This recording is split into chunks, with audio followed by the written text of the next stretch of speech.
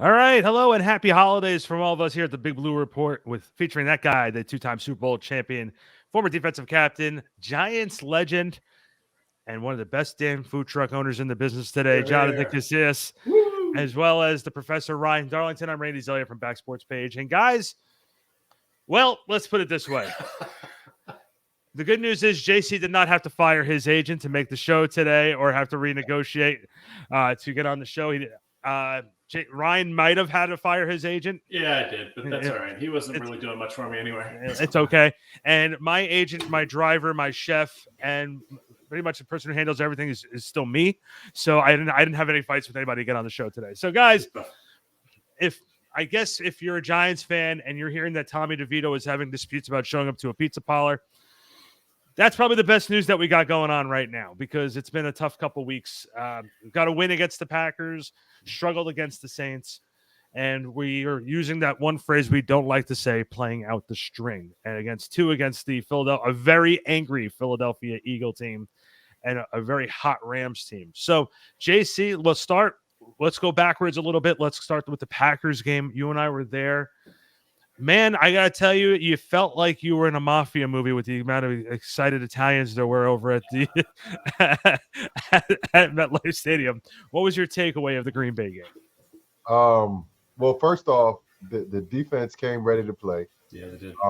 I think they flustered Jordan Love early in that game to where, I mean, he was on a 3-game winning streak, threw 8 touchdowns in that 3-game winning streak to no interceptions, and he just never looked comfortable in MetLife. You know, the Giants defense did a good job, and forcing him to throw air throws, and they were doing a good job in making him pay for some of them errant throws as well.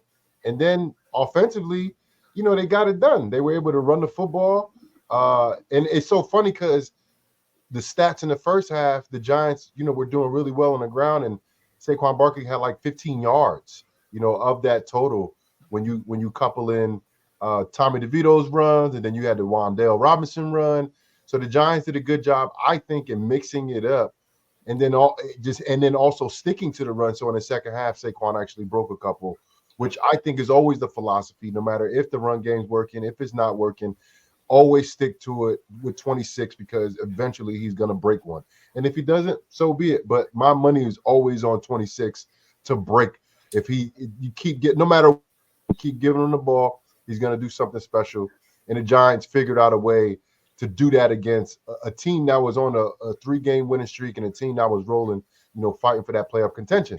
Now, fast forward to this past weekend, down in New Orleans in the Superdome, my old home, my first home in the NFL, completely different story. The Giants didn't look like the team that they looked like the 3 weeks prior. Offensively, they took a huge step back. I failed to mention in the Packer game, DeVito did not get sacked. That was the first game he didn't get sacked, which was truly amazing. I thought they took a big step forward. And then last weekend against New Orleans, 7 sacks, a lot of sacks really early in the game. DeVito getting knocked out.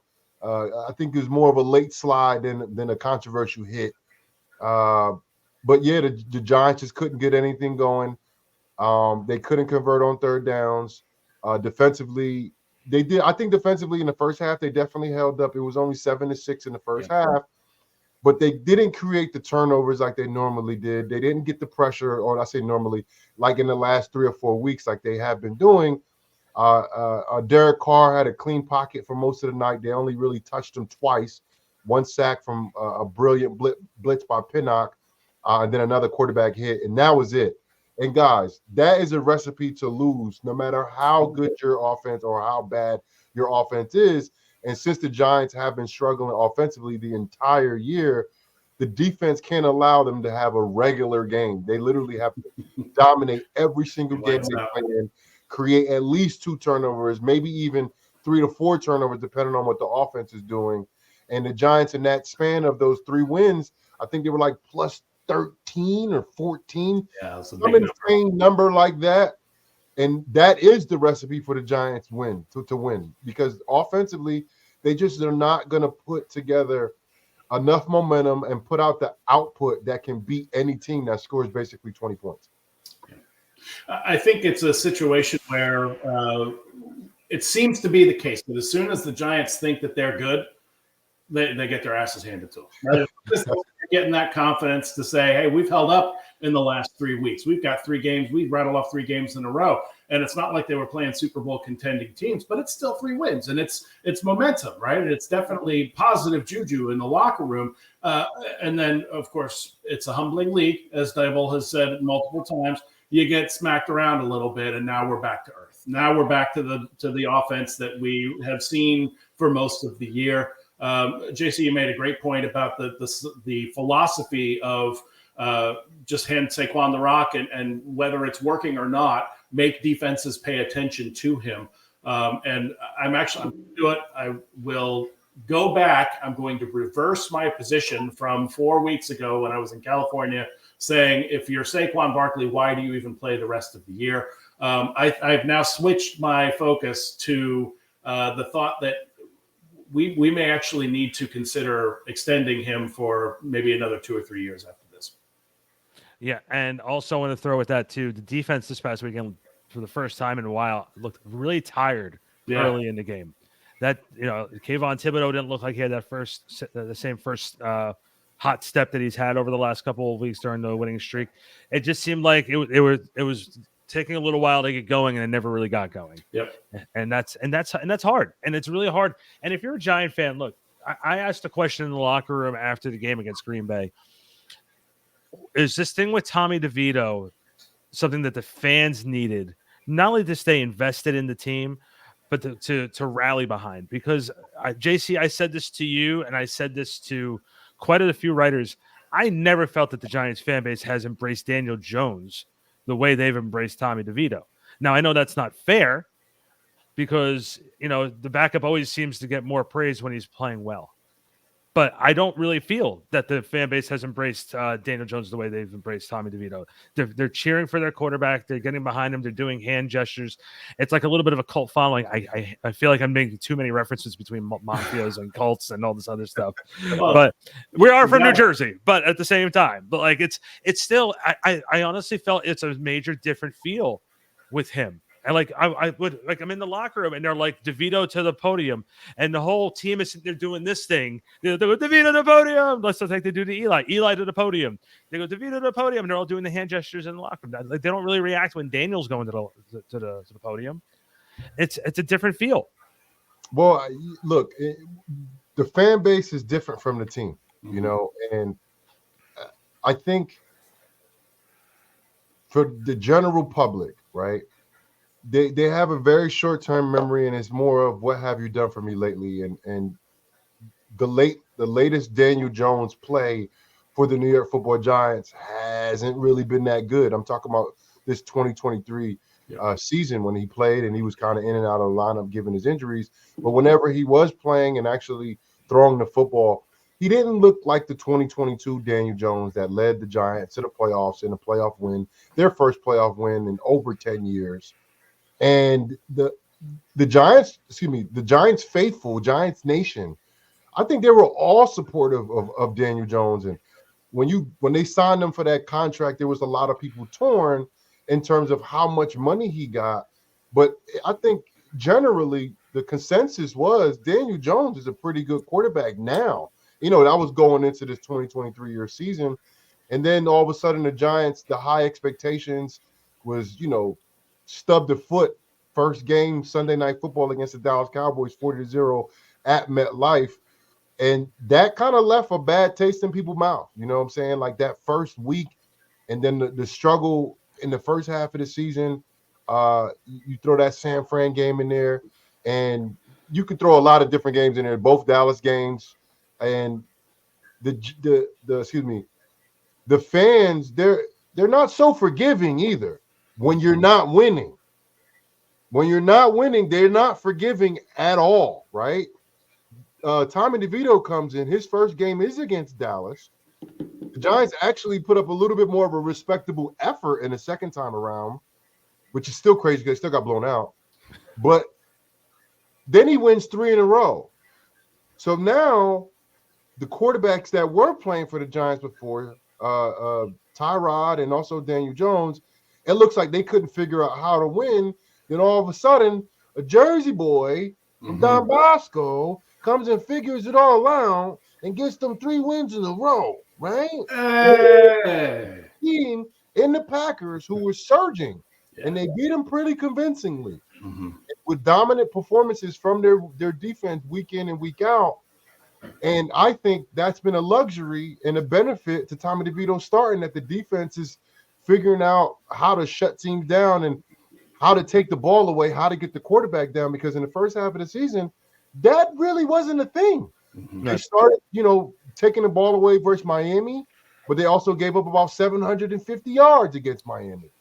And then I think the defense has been taking strides, throughout the season and getting better.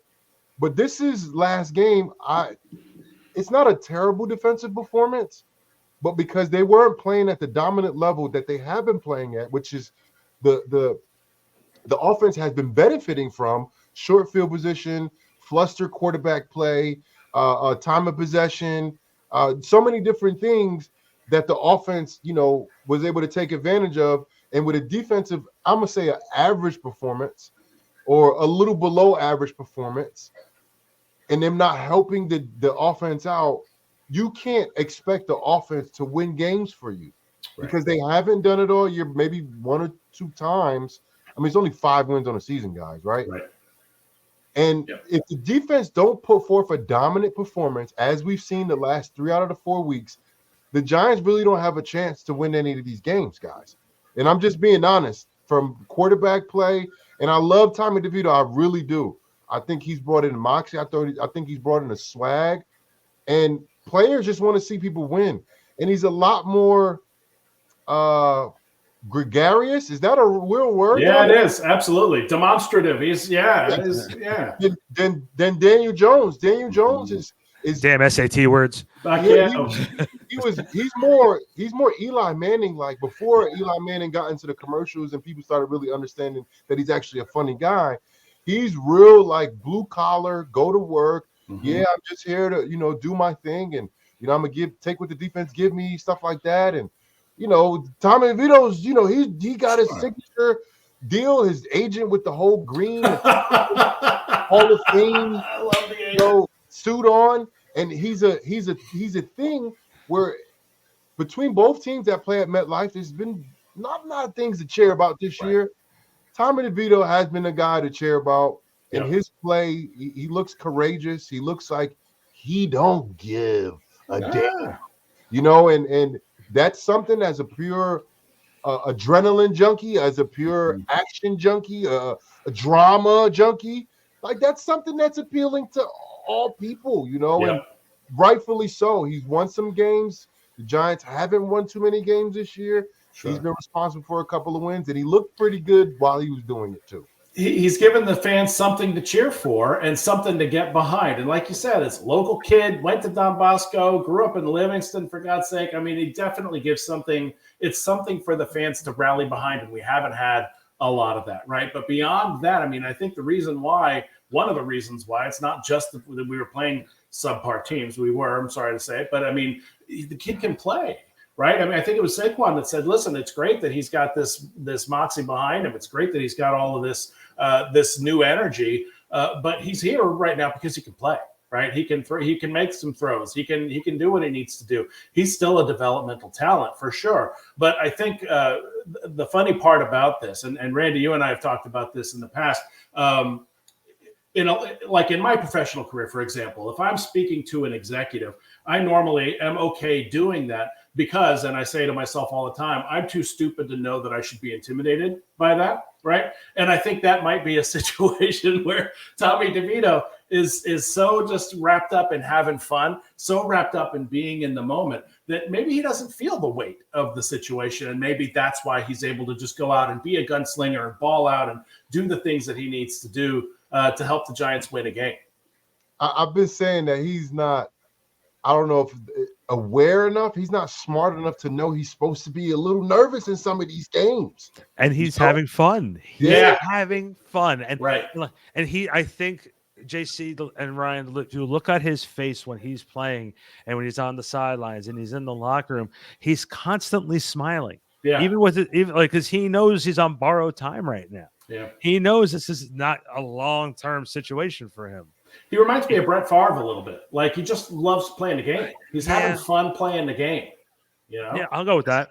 That's a real stark comparison, right? I'm not saying the play. You know, I'm not saying that he looks like him from a playing standpoint, like what he looks like on the field. I'm saying that from the standpoint of somebody that's going out there acting like a little kid in the lot, having fun. That's what I see. The old Wisconsin faithful would call that blasphemy. Another damn SAT word. If that's the only thing that I do today that someone says is blasphemous, I'm in good shape. Guys, looking ahead, with the loss this past weekend, the Giants move into the number 4 spot in the draft, which in defeat, there's victory. You know, that's the way I hate to say I have to look at it. But if the Giants could get into that top 3 of the draft, which might be very, very difficult to do at this point. We talked about this on the last show about whether you go for a quarterback, what you do you trade down. This is going to be the debate that we're going to have over the next few weeks. So we don't really need to jump into it now. But I think if you look at the positives, if there's anything else that came out of this season, you were able to get some tape on some of your younger players. I think you have your backup quarterback. You don't have to go overspend to go out and get paid like a Tyrod Taylor $3 million, $4 million for him to only put, because Tyrod's number was called this year and he got hurt again. This has been his MO for a long time. A lot of people don't want to say it, but Tyrod, it's time. And he's also had a lot of opportunities and he keeps getting hurt. So if anything, you got Tommy, who's going to be able to back up the Golden Goose and Daniel Jones. For now, I'm saying for now because it might change. And again, we've all said this before. If you want to find a way to get out of a contract in the NFL, you will find a way to get out of a contract for the NFL, even before it's up. That's just the way it is. Go ahead, Ryan. So, I mean, I have multiple thoughts on this in terms of what is the QB situation going to look like? Daniel Jones is our starter next year. We're not going to get rid of Daniel Jones because. Ryan, the big question is, that's not the question. Everybody knows that answer. The question is, who's the starter week 1 because of Daniel Jones' health? That's the question. And it depends on his injury status. Right. If Daniel Jones can start, if he's able to come back from the ACL in the offseason, he shows through the preseason that he's unaffected or that he's not affected enough to sit him on the bench, Daniel Jones is your starter week 1. That's what I think. Because and I mean, I may catch some flack for saying this, but he is our most proven quarterback on the roster. It's not because of the contract. That's not debatable at all. I don't think so. So I'm just saying there's Daniel Jones haters out there that are going to be trolling me online. But he is our best quarterback. And so if he is available, Randy's going to do it.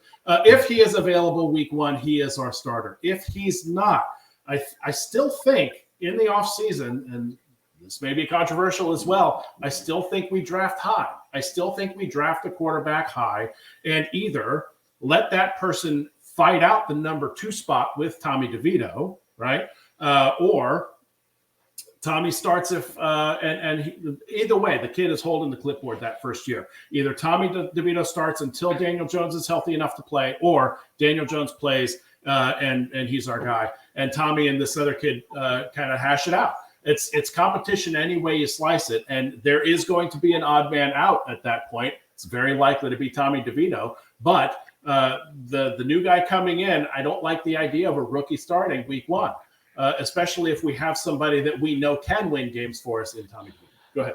I'm going to throw a scenario out there which we haven't really touched on. What happens if you decide to draft a quarterback? Mm-hmm. Daniel's not ready to go. Mm-hmm. Tommy gets hurt early, and then the rookie quarterback has to go in and then lights it up. Then you have a major.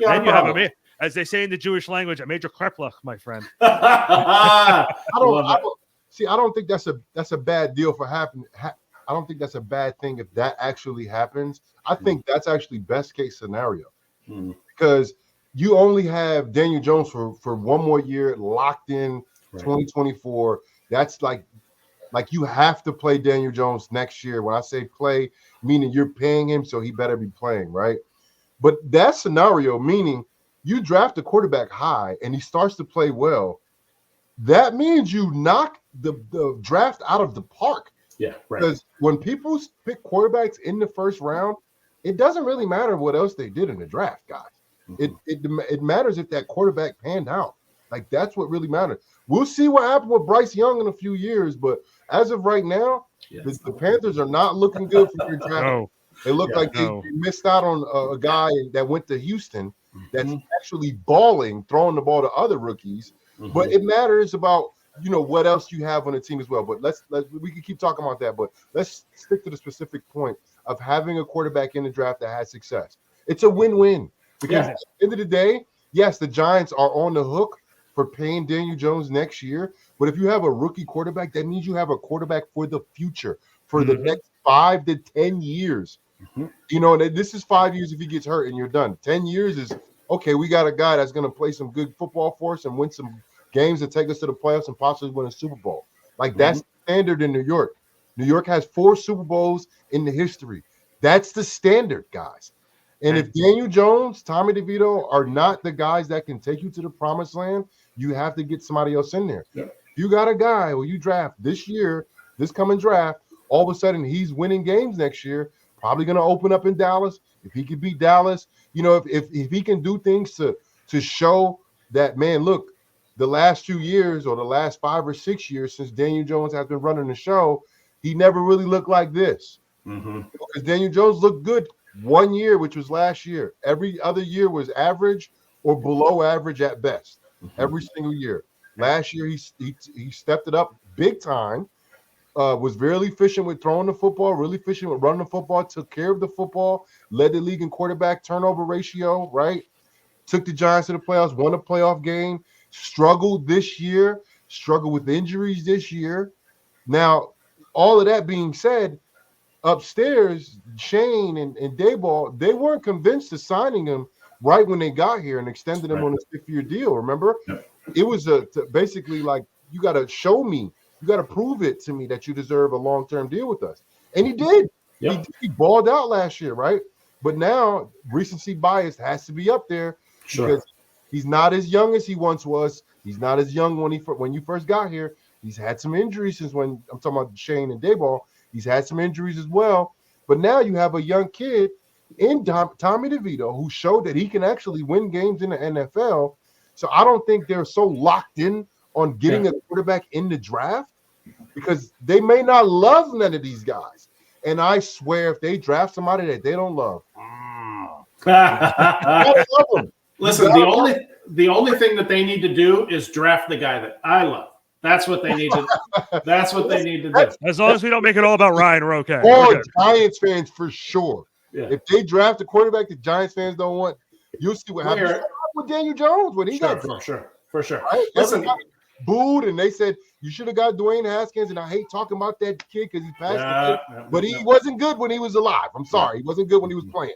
He wasn't, so it's always about, for me, it's about, can you win games? Well, and that's the thing. I mean, in the draft, when you're talking about quarterbacks, there's more misses than hits. Right? When you're talking drafting a quarterback in the first round, there's way more misses than hits. I mean, Achilles Smith, all the way back, right? Jamarcus Russell. I mean, all these guys that you draft super, super high and just don't go anywhere. Ryan Leaf, for instance, So I mean, Ken O'Brien, for God's sake. So there's so many different ways that can just go wrong if you press someone into service too quickly.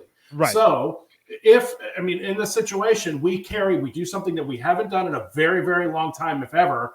Carry 3 quarterbacks onto the 53. Right? We have to, though. We have to this next year, because if Daniel Jones is first off, he's not going to participate in OTAs, so you got to have 2 extra quarterbacks available at that point. Right.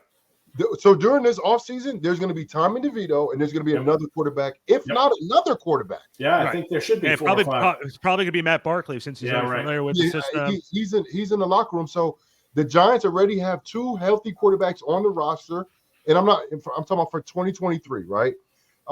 Barkley's on practice squad, right? Right. So I'm not including Tyrod into that conversation because Tyrod's gone. He's gone. I think he's gone because he only had a 1-year deal, and not 1 year deal. He had a deal for this year, 2 years, and I don't think he's proven that he's a reliable backup in terms of health. He's just not the future. He's just not the future of the organization from a backup standpoint. In terms of health, you have a quarterback in your first-string quarterback in Daniel Jones who has some injury problems. You can't have two quarterbacks with injury problems, with consistent injury, situations. And man, every time Tyrod plays, he always shows us something spectacular, always, and then he gets hurt. Literally been what's happened in the last 2 years, and I don't think the Giants. This is business here. I don't think that's a smart business decision to have your first-string quarterback out with the torn ACL, and he actually missed time this past year with a neck injury that's a recurring injury, right? And then having a backup who's probably more injury-prone than Daniel Jones. That's just not smart business. Yeah. So the Giants, they're going to be moving forward with Tommy DeVito, and they're going to need another quarterback right now as soon as the season's over. For OTAs, which comes very quickly. It comes very quickly off-season training.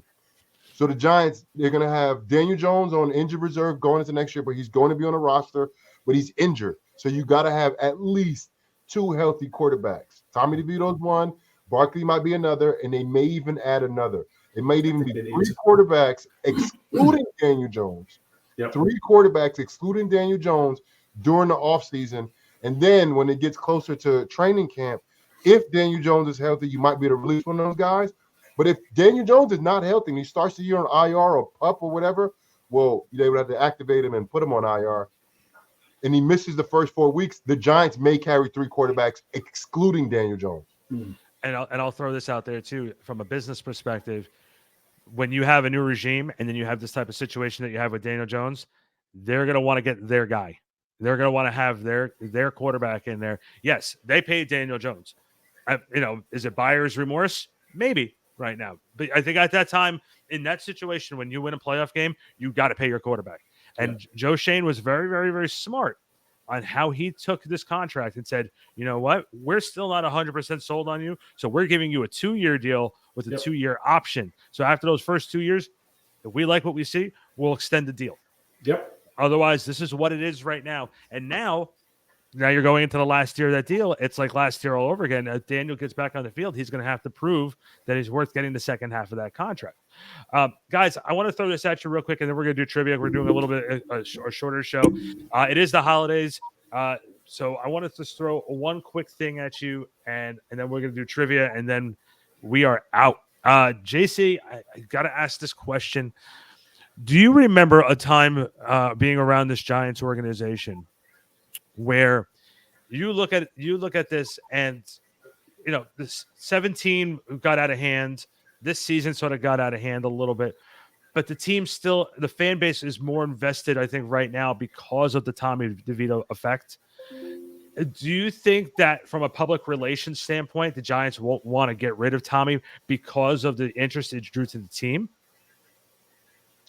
I think so. Because even in this small time that he's been available and playing, he's done a lot for the Giants. He's done a lot. He's scored touchdowns. He's thrown beautiful passes. He's taken hits. He's done a lot for the Giants in a short time of him playing. And I don't say they owe him anything, but it's a proven thing that he can play.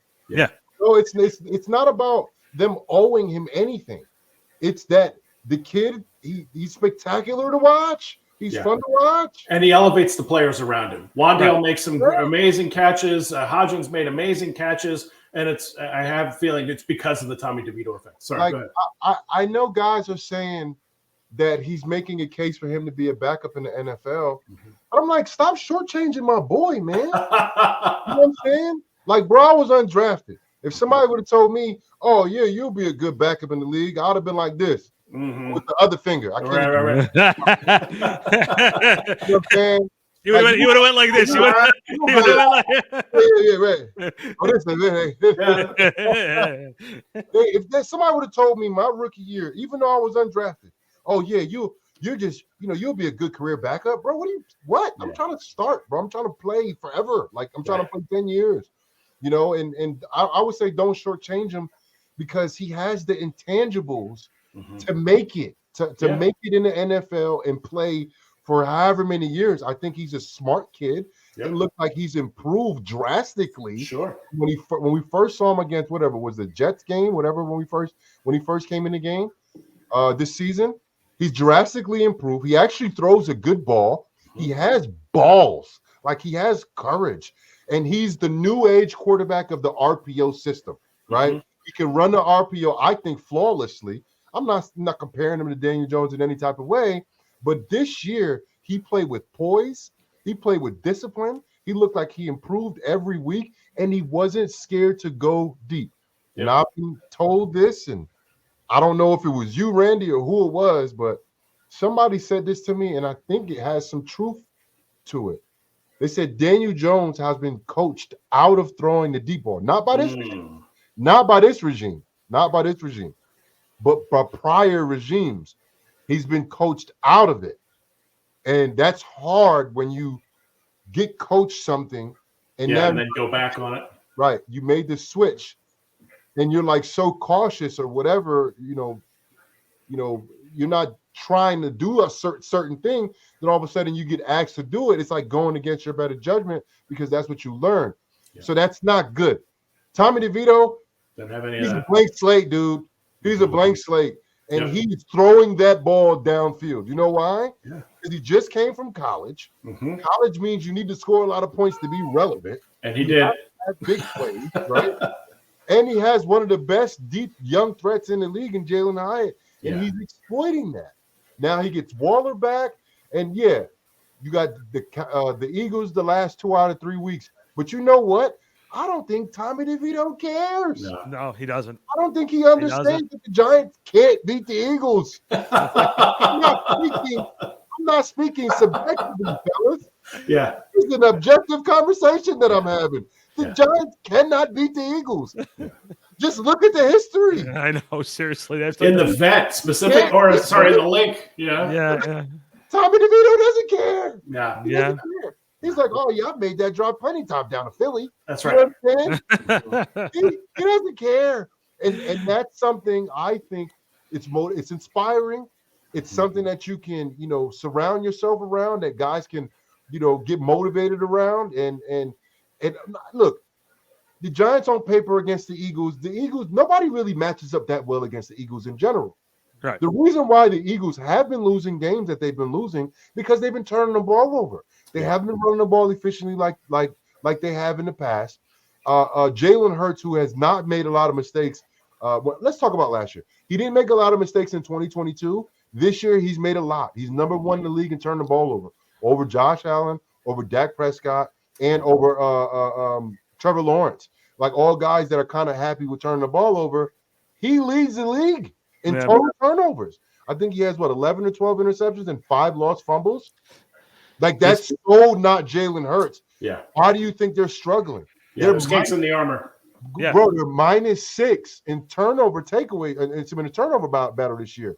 And they got 10 wins. Yeah. You know why they got 10 wins and they get that terrible turnover ratio? Because they're actually better than most teams that they play, man for man on their roster.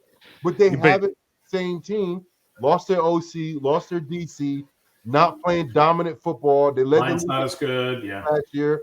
They won, but they won ugly. They've won ugly this year. So they found ways to win games because you have absolute studs at receivers. You have studs at the cornerback position. One, Bradbury's not been playing that well, and Slade's been hurt. And, just the kind of mess that's happening in front of them. I'm not saying the Giants have the opportunity, and it's a for sure thing that they're going to win, but it's a chance. It may be a small chance, but it's a better chance than the Giants had in all 3 games last year. That's for sure. I just want to throw something else at you guys, too, as far as Philadelphia is concerned. You saw the kinks in the armor and how bad they were against San Francisco. I don't think they turned the ball over at all in that game. They just beat down. But San Francisco, and as soon as they made that Chase Young deal, I was like, okay, we already know who's going to be representing the NFC. So with that being said, it is trivia time. Yay! All right. Last week, the last trivia contest we had, JC won. Yep. I'm going away against the Giants versus the Eagles trivia because there's too much to go with, and a lot of it makes me cry. Right. So So I'm going to throw it back to old school Giants. You ready? Ooh. Here's the question for this week, boys. What quarterback did the Giants pass up to pick Phil Simms in the 1979 draft? I'm going to give you choices. You ready? Choices. All right. I think I know this. Go ahead. Is it A, Dan Marino? No. Is it B, Joe Montana? Is it C, Jeff Hostetler? Or is it D, John Elway? Choices again, Dan Marino A, Joe Montana B, Jeff Hostetler C, or John Elway D. Joe Montana. I think he's right. That's my answer. So I want to wish both of you guys a Merry Christmas because you both are right. Hostetler played for the Giants, and the other two were drafted in what, 83, something like that. Marino I feel like those the other two, John Elway, who was Dan Marino. I feel like those were number 1 picks overall, weren't they? Yeah. So it was a little tricky there. That was the one thing I looked up too. I was like, wait a minute, they passed like. They couldn't pass on Marino. No one passes on Marino. No. Well, but didn't the Jets pass on Marino? Well, the Jets pass on everybody. The Jets took Ken O'Brien instead of Dan Marino. I thought that was the whole thing. The only person that Ray Finkel passed on Dan Marino also. I just Race is out, Dan. Just a huge Finkel fan. My esteemed colleague, Mr. Marino, has officially told me that we'll stop there. We'll stop there. That's a whole other movie that Ryan's going to have to watch now because Ryan's a movie buff. For those who don't know. Hey, I tell you what, man. I'm looking at Dan Marino's numbers, right?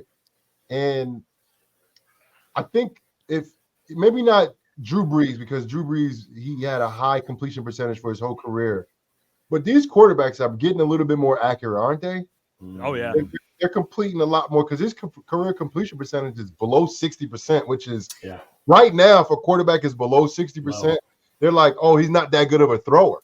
Right. You cannot say that about Dan Marino. You look at the yards. I mean, you did like from what I've known all my life about Dan Marino is that he can throw that football down the football field. Quick release. You know what? But 60% completion percentage in this day and age is not good at all. No. I just want to let you know that there's a lot of fans who know Dan Marino right now because of Snowflake. That's the main reason why they understand Dan Marino right now. Today's fan base is a little weird. It's all about Snowflake. It's all about Snowflake. Watch Ace Ventura, kids. It's a good movie.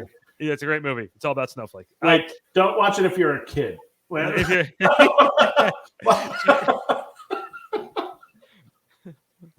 a great movie. It's a great movie. Great film.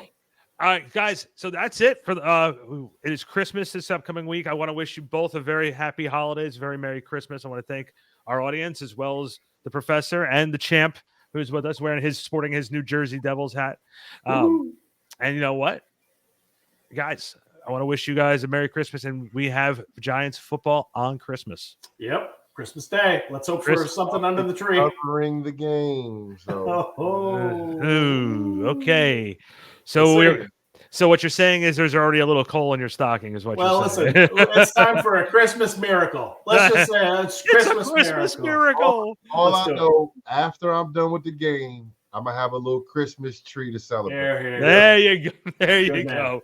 For Good Jonathan Casillas, and Ryan Darlington, I'm Randy Zellea. And guys, follow the show on all of our social media platforms as well as all your podcast platforms. We wish you guys a very happy holiday. Thank you very much for tuning in this year. And we will see you guys next week when we break down the final two, the Rams and the second Eagle game, all here on the Big Blue Report, featuring that guy, the two-time Super Bowl champion, Giants defensive captain, and Giants legend, Jonathan Casillas. We'll see you guys next time. Feliz Navidad.